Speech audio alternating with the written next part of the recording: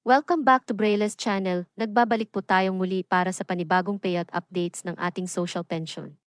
Kung naghihintay ka pa rin ng iyong social pension for the last third and fourth quarter ng 24, at ang mga naghihintay naman para sa first quarter ng 2025, ay baka isa na po ang ating babanggitin sa inyong mga lugar. But before po tayo mag-start sa ating topic, kung bago ka pa lang sa aking channel, please do kindly subscribe, like, and share na din Brilla's sa ating channel. mga kaibigan, kaanak o kapwa po Brilla's natin channel. pensioner, at please do share na din sa Subscribe. ating mga Brilla's social channel. media accounts para mas marami pa ang Subscribe. makaalam. Brilla's channel. With no further ado, let's begin na po Subscribe. sa ating Brilla's topic. channel. Just in. National Social Pension Payout for third and fourth quarter of 24. At ang unang payout para sa first quarter ng 2025. Schedule of payout from January 23 until January 31. Saan kaya ang mga ito? Buong detalye alamin narito na ang pahabol na payout schedule para sa taong 2024 at ang unang payout para sa first quarter ng 2025. Simulan po muna natin sa mga pahabol na payout for third and fourth quarter ng 24. Una na nga sa naglabas ng schedule ang probinsya ng Pasunangka, Zamboanga City. Nakaschedule na po ang inyong payout this January 24 para sa mga unclaimed payout ng fourth quarter ng 24. Gaganapin po ito sa Santa Maria Girl Scout Building na mag-start ng alas 8 ng umaga. Ang sumunod naman ay sa probinsya ng Barangay Tugbungan, Zamboanga City. Ginanap na po ngayong araw ang inyong payout para sa unclaimed payout last third quarter ng 24. Ginanap ito sa IBT Divisoria Complex. Ang next naman po natin ay sa probinsya ng Valle San Roque, Zamboanga City. Nakaschedule na po ang inyong payout this January 24. Ito ay para sa third quarter unclaimed payout. Gaganapin ang inyong payout sa Santa Maria Girl Scout Building. May naglabas din ng local social pension para sa kanilang mga senior citizens at PWDs.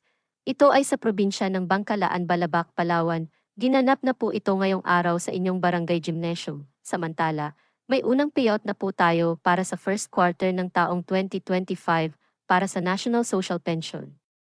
Una na po dito ang probinsya ng Cagdianao, Dinagat Islands. Nakaschedule na po ang inyong payout this January 28 na gaganapin sa bawat barangay hall. Ang sumunod naman ay sa probinsya ng Daraga, Albay. Ang lahat ng beneficiaries ay makakatanggap ng tig 3,000 pesos para sa first quarter ng taon. Nakaschedule na po ang unang araw ng payout this January 28 na gaganapin sa Daraga Covered Court, kabilang dito ang Barangay Baskaran, Namantaw, Ibaugan, Canarom, San Ramon, Mayon, SB Grande, Nabasan, Bujaw, Bigaw, Villahermosa, Maupi, Malubago at ang Barangay Anislag. On January 29 naman nakaschedule mag-payout ang Barangay Binitayan, Matnog, Banyadero, Alcala, Kilikao, Tagas, San Roque, Kimantong, Market Site at ang Barangay Pandan. On January 30 naman nakaschedule mag-payout ang Barangay Alobo, Kidako, Tabon-Tabon, Peña Francia, Gabawan, Balinad, Talahib, Dinoronan, Inarado, Kiwalo, Burgos, Gapo, Kinawitan, Mabini at Barangay de la Paz. Sa January 31 naman nakaschedule ang Barangay Malabog, Bongalon, Banyag, Busay, Salvacion, Miisi, Ilawod, Bagumbayan, Sipi, Maroroy, Lakag, Kulyat. At Barangay Sagpon, ito po ay gaganapin sa Sagpon Covered Court. Ang sumunod naman ay sa probinsya ng Barangay Santiago, Loreto, Dinagat Islands. Nakaschedule na po ang inyong payout this January 30 na gaganapin sa Maximo Omandam Sports and Training Complex na mag-start ng alas 10 ng umaga.